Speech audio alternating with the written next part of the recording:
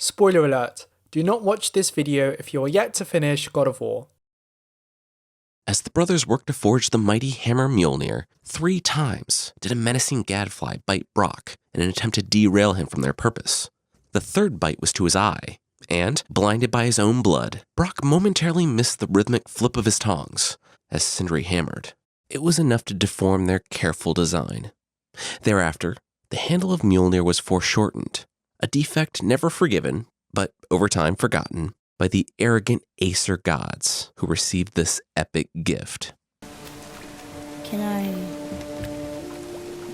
turn into an animal? Can you turn into an animal? God of War asks just as many questions as it provides answers. While it certainly feels like the first part of a much grander arc, players were still greeted with a well-paced, introspective story that put us on the point of being satisfied enough but craving more. The original God of War marked a watershed moment for me in gaming. I was blown away by its action set pieces, level design and brutal combat, all while telling a haunting story about a man who let his ambition get the better of him. I will never forget the first time I played through the opening level against the Hydra, and as much as it's become a dirty word nowadays, the way it's popularised QTEs is still worthy of high praise. The foundations were successfully laid for what would become a critically acclaimed series, and it appears that history is repeating itself. It's uncanny how one can take reviews of the original in 2005 and transpose them onto what's been said about the PS4 iteration. So unlike the mainstream media, I won't be indulging in the task of downplaying the other titles in order to raise this one up. Rather, I believe this entry accentuates the depth that was already present, and that this is why hardcore fans have been just as accepting of this new direction as critics of the series, who perhaps did not see any to begin with. This doesn't at all take away from the height of the team's accomplishments, who had no easy task in adapting a whole new mythology and bringing back a character who had gone so far astray. Santa Monica Studios triumphantly returned to remind everyone that they are still a force to be reckoned with among the top tier of Sony's first-party developers. I was overjoyed at seeing my favourite series back on the map in such a big way, as it became the highest scoring PS4 game and attained a level of commercial success that surpassed even the likes of God of War 3. Not since The Last of Us have I experienced such a powerful melding of narrative, combat and exploration, crafted to a level of polish that is rarely matched by other titles in the AAA space. Those who followed me in the build-up to release will know this source of praise does not come lightly. When you follow anything so closely, it's easy to get lost in waves of hype and expectation, spending months on elaborate theories to the point where anything that comes out as simpler becomes a disappointment. It easily could have backfired, but I enjoyed God of War all the more for it. The steady rollout of chapters from pieces of backstory known as the Lost Pages made it especially hard to look away from dissection and analysis, as we were presented with compelling clues and nuggets of lore. It almost reminded me of Hideo Kojima's approach to marketing in treating it like a part of the game itself. It's a testament to the creativity of the writing team that no matter how much prior reading you did into Norse mythology to help connect the dots, there was simply nothing that could have prepared you for what was about to unfold. This analysis will structurally revolve around the mural at Jotunheim's highest peak, and as such, it will be split into 3 videos. Along the way, we will be making connections to the Lost Pages and taking a look at the overarching themes, rune translations and fan theories, with all of my thoughts peppered throughout. I hope this video helps with sating the appetite of fans to learn more, as I explore all of the questions posed. So what better way to start than to delve into the outcome of the mystery surrounding the main narrative thrust, the identity of the mother. Huh. Who's the guardian?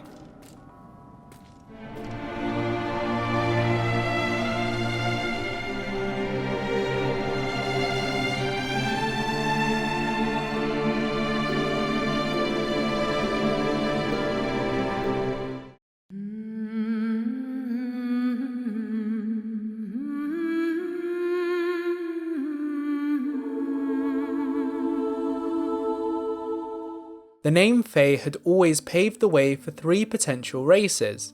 Elves, dwarves and giants make up the primary groups of Fae folk in Norse mythology. We learned it was short for the name Laufey, who belonged to the race of giants. The mural depicts her outside the last known gateway between Jotunheim and Midgard, just after the connection in Tyr's temple was sundered.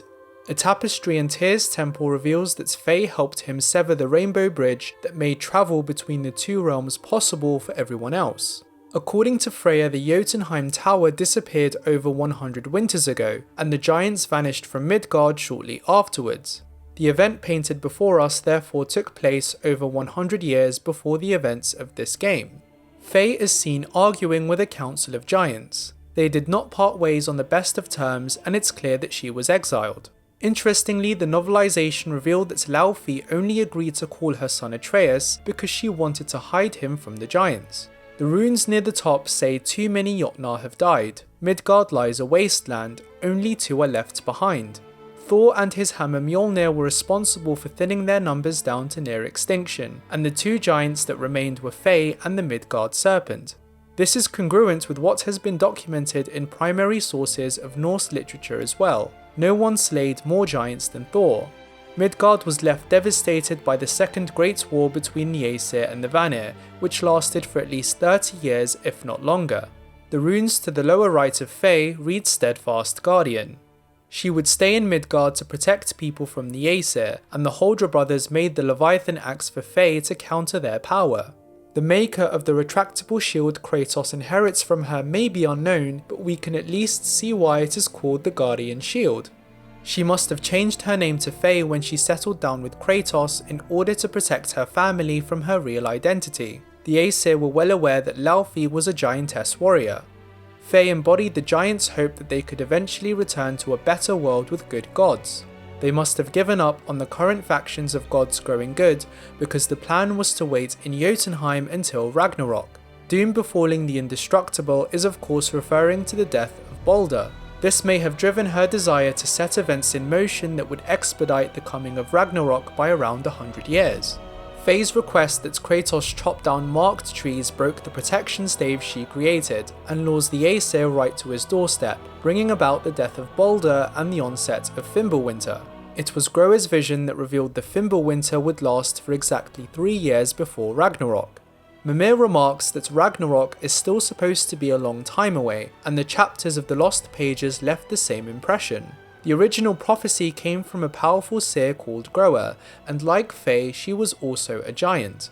Odin first learned of his demise when he felt the ripples of this prophecy from Groa's library. Even back then she had seen Kratos and Atreus intertwined in the events building up to it, so they were always set to make it happen somehow. She saw the worlds plunge into a bitter 3-year winter. She saw the sky split, and the realms began to tremble and quake. She saw a horrible terror emerge with a flaming sword and an enormous, beastly wolf rampaging across the countryside as he grew to consume the very sun. She saw the deadliest of monsters and the worst of gods at each other's throats. And, in the events leading up to it all, she also saw a pale, white ghost from a distant land and his young son, somehow intertwined in this terrible prophecy. In the original timeline, Kratos must have kept telling himself and Atreus that they weren't ready to deliver Faye's ashes, waiting until his son gets older. The act of chopping trees with Faye's handprint opened up their cabin to Odin's network of all-seeing ravens that encircle the skies and carry his sight. Odin must have recognized Kratos and sent Balder to investigate. Kratos believes that Balder was tracking Faye all along, but you may be surprised to hear that I think he is mistaken. If he was really after Faye, why is Balder so sure he's found the right person? I thought you'd be bigger. But you're definitely the one. This is connected to the moment that damaged relations between Aesir and Giant beyond repair. In response to Thor's malevolent campaign, the Jotnar attempted to negotiate a peace accord with Odin. They invited Tyr and the Allfather to an enormous hall in Jotunheim that was guarded by doors the size of Asgard's walls and housed 6 towering thrones. The hall was adorned with tapestries, murals and triptychs that depicted mythical stories. Some had already happened and others were yet to pass. Odin falsely promised Mjolnir in exchange for a glimpse into his future, and used these negotiations as a distraction to spy on forbidden knowledge in the surrounding tapestries and triptychs. It was Odin's betrayal that ultimately led the giants' decision to cut off the Rainbow Bridge to Jotunheim as they realised he was beyond reason. One triptych in particular pictured Kratos and Atreus as they journeyed to the summit of Midgard. Looking back, this is how Balder knew to pay a visit to Mimir when he was trying to discern Kratos' whereabouts. Odin effortlessly set the details of the tapestries and triptychs to memory. The final triptych was the most remarkable, as he had not yet heard this tale foretold. He glimpsed the visage of an untamed warrior, accompanied by his son, traveling towards a mountaintop. Now Kratos doesn't know about this triptych, so it's reasonable for him to make the assumption that Balder wanted Faye. Even though we expected the Aesir to be hunting Kratos for his past, a hint was planted from the very beginning as to the true nature of the attack. Balder's lines had all been cleverly written to have a double meaning that could be applied to both the Greek pantheon and the giants, apart from one. His comment that Kratos should never have come to Midgard was really the dead giveaway of his belief that Kratos was a giant. Midgard itself represents the entire realm of Earth, so my understanding was that Kratos had always been in Midgard, albeit in a different geographical region. Balder would never have said this if he knew Kratos was Greek. The gods in Greece were comparable to politicians, cowering on Mount Olympus in tall marble-like structures, but achieving their goals through the manipulation of those below. The Aesir, on the other hand, weren't afraid to get their hands dirty. Odin is often in his guise as the Wanderer, and this is even alluded to in the myriad of secret chambers and libraries he has throughout the realms. Then you have Thor, who frequently patrolled Midgard for giants to kill, and Balder, a gifted tracker that carried hunting items. The skin apron he wears underneath the knotted belt of the Aesir was repurposed from an ogre's hide. Balder's line about giant kind being so much more enlightened is in reference to their clairvoyance. It's no secret that Odin covets their faculty for being able to see things before they happen. The secret ending showed that Laufey passed this talent on to Atreus, and I wouldn't be surprised if she descended from the same line as Groa and Ervando. This brings me on to one of the most important questions in God of War. Why are giants the best at prophecy? I believe this is because the Nornir are giants and that they are one of at least two mysterious forces working from the shadows. To recap, the Nornir are the fates of Norse mythology, who carved the destiny of every living being supported by the Ashen Tree of Life, the Yggdrasil. Stanza 8 of the poem Völuspá from the Poetic Edda tells us the three Nornir were giantesses that hailed from the land of Jotunheim, and of how they ended the golden age of the gods. Written from the perspective of Odin, this makes a lot of sense. The poem itself is told through the eyes of a witch addressing Odin, asking if he wants her to recite the ancient lore. You may point out that the Eddas are not concrete evidence in light of the deviations they've made, but there are plenty of in-game clues as well. For one, examining Jotunheim's travel rune more closely reveals the Web of Weird. The term weird is Old English for destiny, and the emblem is made up of 9 staves that are arranged in such a way that you can find all the shapes of the Norse runes inside. When I speak of the Web of Weird, however, I am not talking about a literal web. It is a symbol of how all past, present and future outcomes are connected and dependent on each other like the strands of a web. It can be inferred from Freya's dialogue that the Nornir shape destiny by carving runes, unlike the fates of Greek mythology who weave the destinies of men and gods by spinning threads. We observed traces of the latter phenomenon in God of War 2, where threads of life circled their way across the entire stage of Clotho's arena. Incidentally, this closely matches up with what is written in stanza 20 of the poem Völuspá, where it says the Nornir are carving destiny on sticks of wood, underneath the world tree. The wood they use to score runes may have come from its trunk, and they reside by the Well of Destiny, from where they pour water onto the Yggdrasil to nourish its roots. The Well of Wisdom may not really exist, but we know the Well of Destiny does courtesy of Mimir, when he recounts the tale of Odin bleeding into it after sacrificing himself to himself for the wisdom of fate. The same stanza also reveals the names of the three Nornir. They are called Urða, Verdandi and Skuld. Erther means what has happened, Verdandi means happening or becoming, and Skuld means what ought to happen. They are sometimes perceived as corresponding to the past, the present and the future, but this would be inaccurate because of the Norsemen's non-linear conception of time. The 8th chapter of the Lost Pages tells the story of Odin's voracious attempts to find a way into Jotunheim after the giants vanished, and he mutters to one of his 2 ravens that he is certain they hold the key to their undoing at Ragnarok. We see a vision of an army of giants fighting against the Aesir, and they are supposed to be the ones that kill him at Ragnarok, but the level of importance he places on them further extends to changing his fate. If we look more closely at the tattoos across Baldur's midsection, we can see he is actually telling the Nornir to strip away the bindings that curse him to herald the coming of Ragnarok. On his back, runes in red exclaim the word cursed, and moving towards the front of his neck reveals the awareness that his death will mark the end of the Aesir. If Baldur is aware of the Nornir's menacing influence, his father most certainly is. On a separate note, I am not sure the most powerful form of Seithr magic can yield visions of the future in the God of War universe as it can in the Eddas. It appears to be a talent that is exclusively reserved for the giants because of their connection to the Nornir. There is a distinction to be drawn between Seithr, which translates to dark magic, and Guldur, which translates to basic magic. Seithr rituals were practiced by seers to tell prophecies, and the term used for them was Volva. In the poem Grigalda, Groa is not a giant but a Volva that casts a Seithr spell, which she describes as one of Erther's songs. The giant Groa in God of War was able to extend her sight until the end of the world, and this was because of runic incantations she discovered in a book of her library. It may very well have been a song of the Nornir that channeled their spirits and what they had decreed. So the giants may not be completely innocent, but we are still looking at a race being punished for the crimes of a few. Even though Kratos is speaking from experience, his remark that no good comes from the Fates may be foreshadowing this. Nornir, The Fates. the Fates. No good comes from them.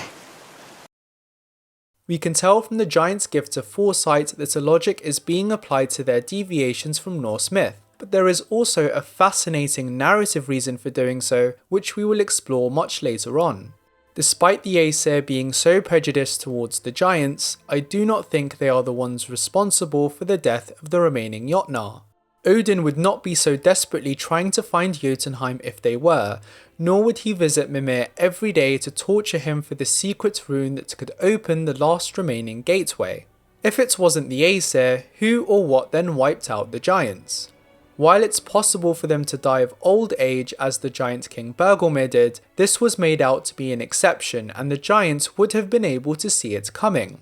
Atreus translates a message of how they were waiting for a champion, and if we move to the right of the mural, the runes at the top of Faye's body read that in death, the Guardian finally comes back to Jotunheim in the hands of the Einherjar. You could start theorizing that it means she is in Valhalla, but the term Einherjar simply corresponds to champion in Old Norse, and is just a poetic way of referring to Atreus and the act of scattering Faye's ashes. Indeed, the writing consistently repeated across the mural says it captures what will become of a champion, confirming that it is him in this context. Taken together with the writings in the temple, it seems the giants were waiting for Loki all along, making the decision to hide Atreus from his own kind all the more suspect. Jumping approximately 90 years ahead, we can see the first instance of Atreus being called Loki, who is having difficulties with an illness while Laufey tends to him. We learn during the course of the game that it's because he is struggling to grapple with his powers, believing himself mortal. Laufey admits having to protect Atreus on her own. Kratos spent much of his days hunting, believing he had already done enough harm by passing on his godhood. Faye knew her death was coming and she passed away peacefully, with signs pointing towards an illness of some sort. Perhaps the giants died of the same affliction as she did, and they reacted to Faye's warning by casting her out. Kratos and Atreus embark on their journey to fulfill Faye's wish and meet Freya after injuring her boar Hildisvini. The mural lets us know that Hildisvini will live, and portrays the moment they meet Charlie for the first time. Some of the runes underneath are difficult to make out due to the crack in the middle, but we get the idea that Freya tells them where to go next. Shortly after, the duo meet the world serpent and Kratos is ascribed the name Farbaute, which is rather apt since it means he who strikes dangerous blows in Old Norse. We know very little about Farbaute from the Norse myths and legends, perfectly fitting the motif of finding lost pages to complete the Eddas. The same applies to Laufey. The only detail we know of her is that she was Loki's mother. The triptych Odin spied in Jotunheim must have also referred to Kratos by this name. With the exception of Tyr, such triptychs only told stories of giants, explaining why Odin believes Kratos is one of them. Freya is the only Norse god that figures out his true identity and calls him by his real name. In the next video, we will be looking at what it really means for Atreus to be Loki. Let me know your thoughts in the comments below, and I'll speak to you all again very soon.